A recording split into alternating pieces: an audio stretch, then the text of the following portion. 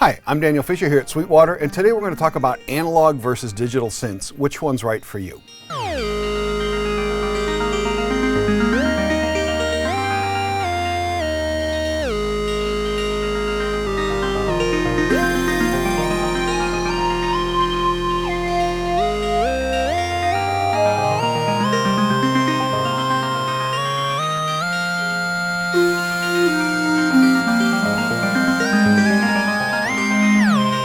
Okay, let's start with who this video is for.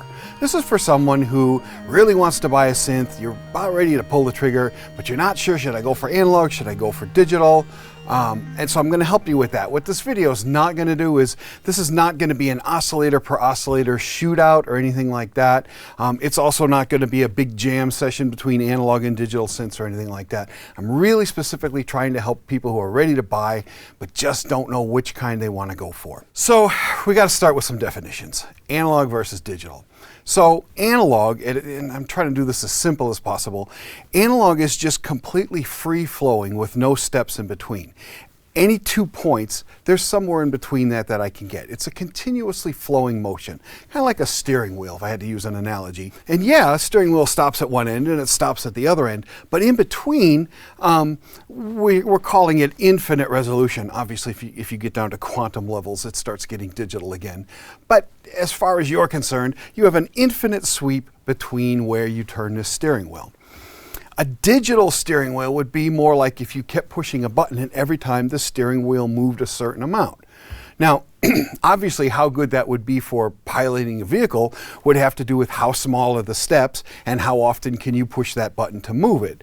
Because if you did that with fine enough steps and you could push that button fast enough, at some point you really wouldn't be able to tell whether you were driving with an analog steering wheel or a digital steering wheel.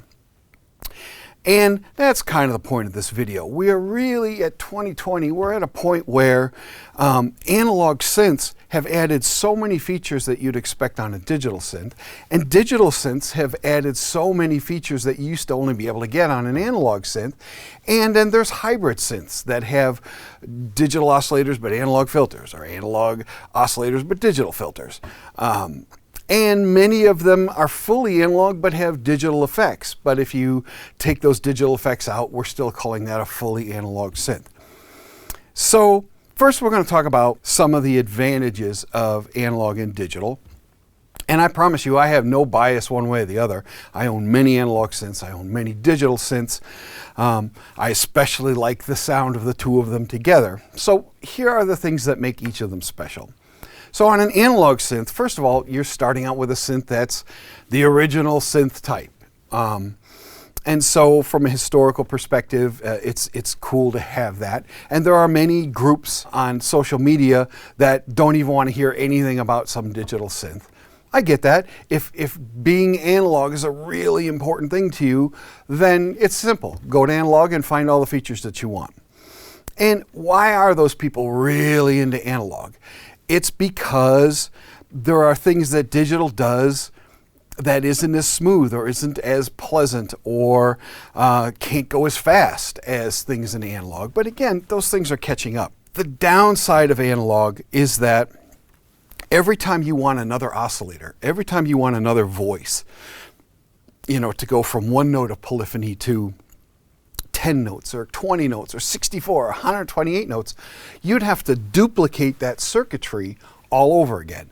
So a 5-voice analog synth literally has the guts of one mono synth, and it's got 4 more of those added to it. On a digital synth, when you need more voices or more polyphony, all you're doing is getting a faster and faster processing speed so that the computer can simulate more and more voices. That's one of the things that makes digital a good choice initially, because it's simply more economical. For example, this Hydra synth has 8 voices, and this Matriarch fully analog synth, it really is designed to do one voice, but you can split the 4 oscillators into kind of a fake polyphony, which we call parophony. It's close to having 4 voices, but each of the 4 voices don't have as much stuff as a single voice in a mono mode. So And now I'm coming over here to the Roland GAIA, and this one has been around a long time. I think it's been around about a decade, and I still use it. I still love it. In fact, this is one of the synths that I teach with, both here at Sweetwater and at Purdue, because one, it's easy to tuck under your arm. Two, I have no trouble loaning it out to my students, and it just has everything on the front panel, kind of in a way that analog synths do, but it'll do 64 voices at once, and it's very economical. So the question comes down to, can you live with some of the downsides of digital? And that answer is it gets easier and easier all the time as digital keeps getting faster and better at doing this stuff. So on digital, the first thing, of course, I said is that it has lots of polyphony, certainly more typically than you'd find on an analog synth. There are people who would argue, sure, but I'd rather have better, fewer voices than lots of voices that don't sound as analog. And again, they keep coming up with parameters that help make this do the things that analog does. For example, oscillators in the analog world are very sensitive to heat and other outside factors that make them go out of tune slightly. Well, it turns out once we made digital synths, people like that slight out of tuneness. So on a digital synth, they have parameters that artificially detune, artificially change the filter cutoffs and things like that. And just everything they could think of to try and make it more analog. Another example is on synths that have waveforms that are actually samples. You can start the waveform in a different place that's more like how an analog does it. So now to get a little more technical, we're going to talk about modulation. That's where one thing wiggles something else. And the analog world definitely is better at that because, like I said, everything's real. This thing is really wiggling that thing. There's no sampling or digital interpretation of what's going on.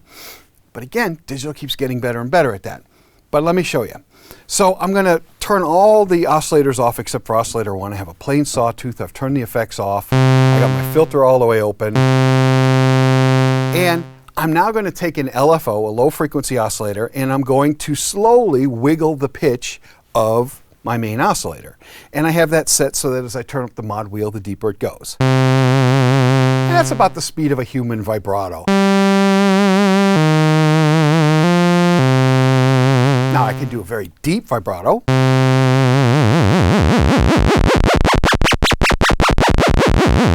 And there's a perfection to how it's sweeping through those extremes because, again, it's really happening. And where you're really going to start noticing something different on analog is if I speed that LFO up, not at where I'm currently at about 6 hertz for human vibrato, but into a speed that oscillator is going fast enough to hear. In other words, audible speeds.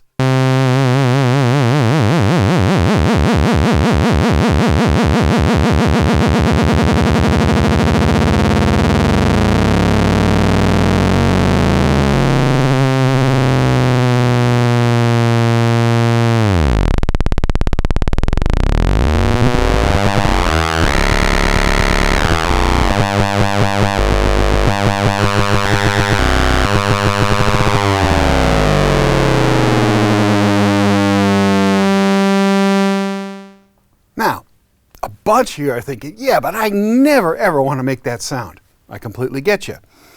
If you never ever want to make that sound, you might be leaning more toward digital. It's going to be cheaper and it's certainly going to have more voices and probably more features. If your entire sound design is about creating those little minute differences of one oscillator modulating another oscillator, and I can do the same thing with filter.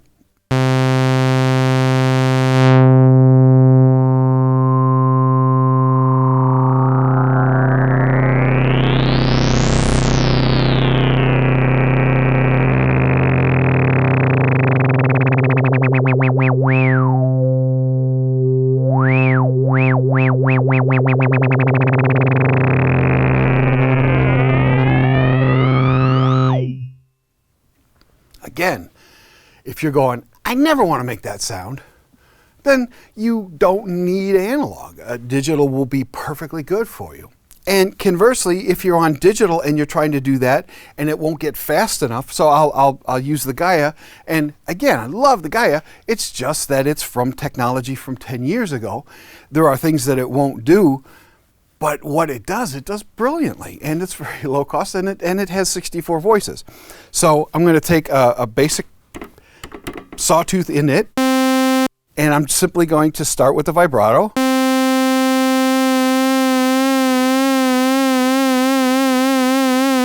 And at this point, it's still the same behavior that we heard over there. But now as I start speeding up and increasing the depth,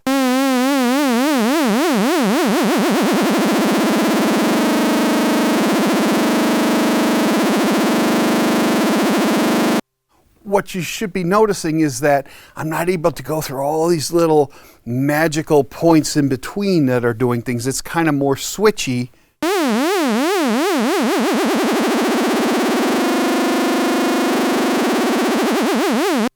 And again, if you say, but I never want to make that sound, then this is going to be great for you. And by the way, I have videos on all three of these synths in great detail, pushing all of those things. And so whether you want to hear an analog or digital or a hybrid, we'll put links in the thing below. And also, as I mentioned before, this whole video is part of an article that I wrote by the same name, Analog versus Digital, Which Synth is Right for You. And so definitely read that. We'll put a link to the bottom of that if you haven't already read it. And this is just to kind of help you hear what we're talking about. So that's just some of the things that make an analog a better choice if those things are something that you really want to do artistically. But now we're going to go over the digital, and we're going to talk about things that it does that simply can't be done in the analog world. So one of the things is wave scanning or wave morphing or wave tables, where you're basically taking these short recordings of different waves and then sweeping through them as a way of getting timbral motion. And because this only has sawtooth, sine wave, triangle, square, pulse, noise, this has thousands of different wave shapes that are very different from those geometric wave shapes. It also has saw, square, sine, pulse, and all those. But there are many, many more, and we can use LFOs to sweep through those. So here's a patch that's just doing a lot of motion through very different wave shapes.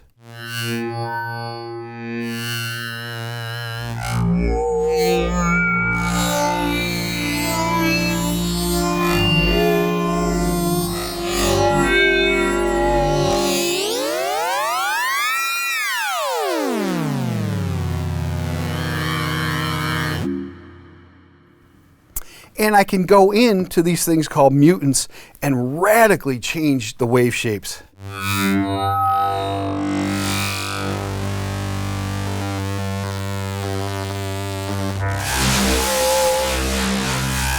As well as radically sweep through the wave types.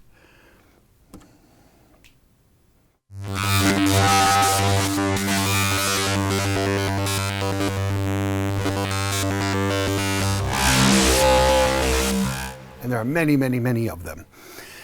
And because this is digital and not analog, we don't have to have a physical filter. We can use coding, programming, to have lots of different filters. Whereas every time you want a different filter on that, you have to physically build another filter into it.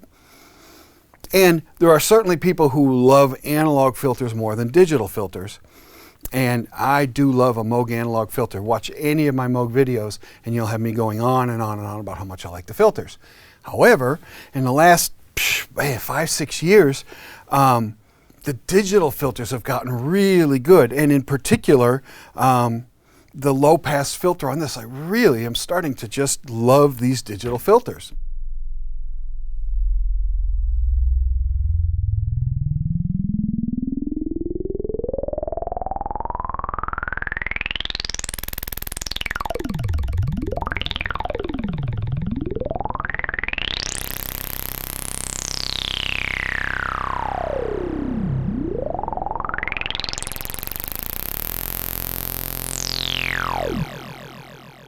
So in that example, I was playing a single note and sweeping a very resonant digital filter through all of the harmonics, and then that's going into a ping pong delay.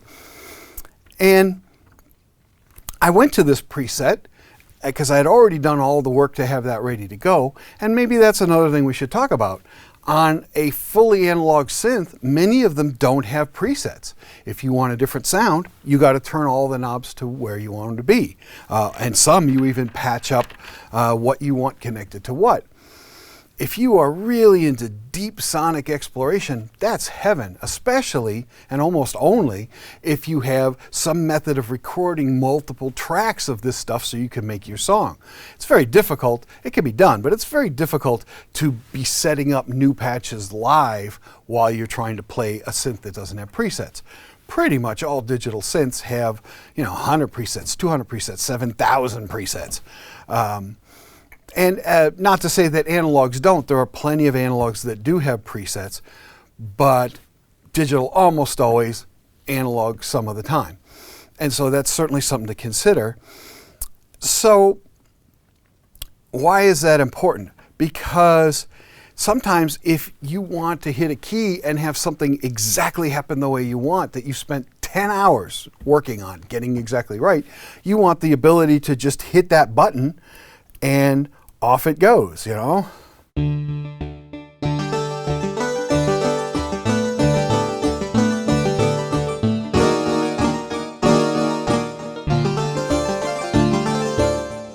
so I knew it was going to do that before I even hit the first key because I named it. It has everything that I've worked on for its effects, its filters, its arpeggiator, everything.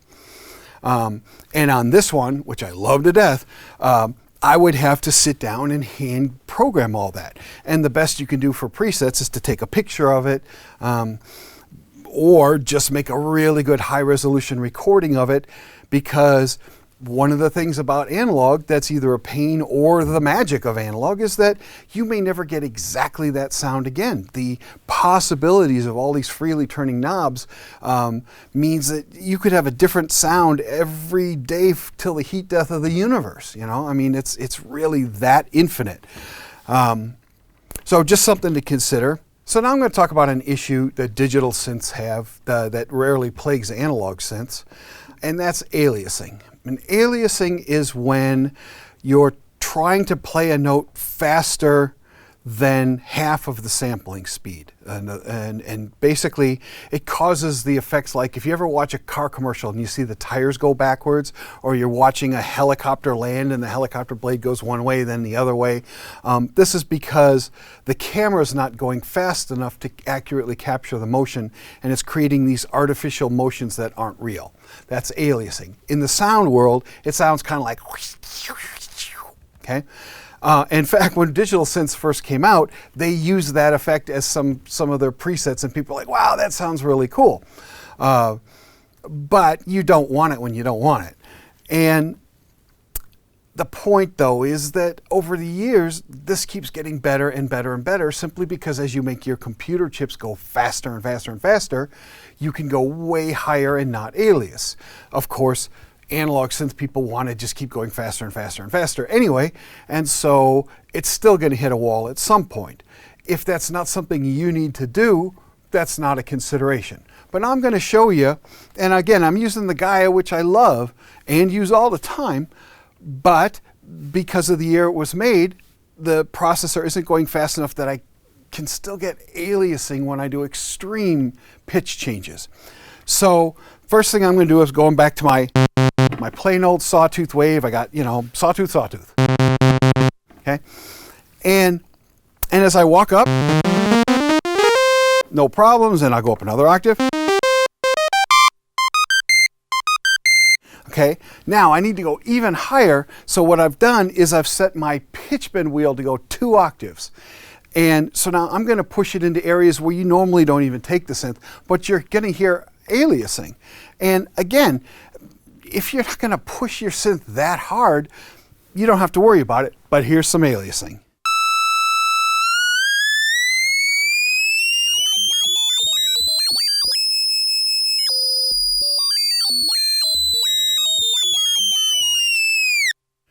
Now, if you didn't know that was aliasing and actually made a patch using that, people would be like, wow, that's a really cool sound, which it is. In fact, early digital synths often had a couple of patches that used aliasing to make an interesting synth technique. But when you don't want it and it's there, you're not happy about it. And the only people who notice it are people that modulate something against something else very, very fast. And again, like I keep saying, if that's a part of your sonic paint box, then you might think more about analog or a digital synthesizer that's high priced enough that it's going to have really fast CPU speeds that it can go up there without aliasing. So now I'll do a similar thing on a fully analog synthesizer. And I have all the effects off, the filter's wide open, same sawtooth sound. And I'm going to start going up in the octaves. And I can use my pitch again to go.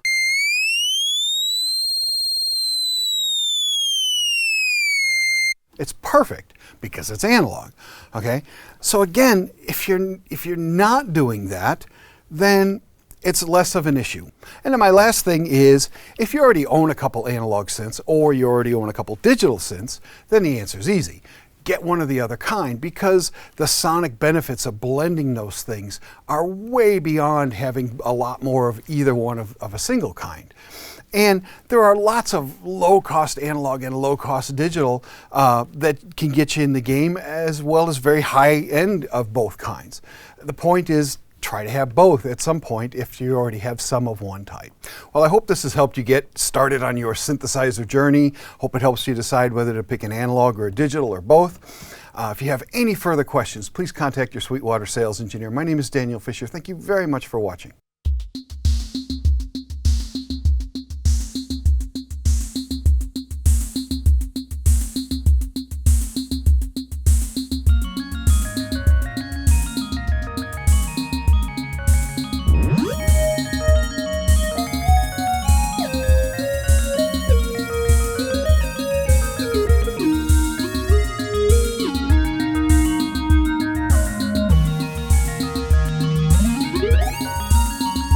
Thanks again for watching. Be sure to like, comment, and subscribe. Click here for more videos like these, or go to Sweetwater for all your music instrument and pro audio needs.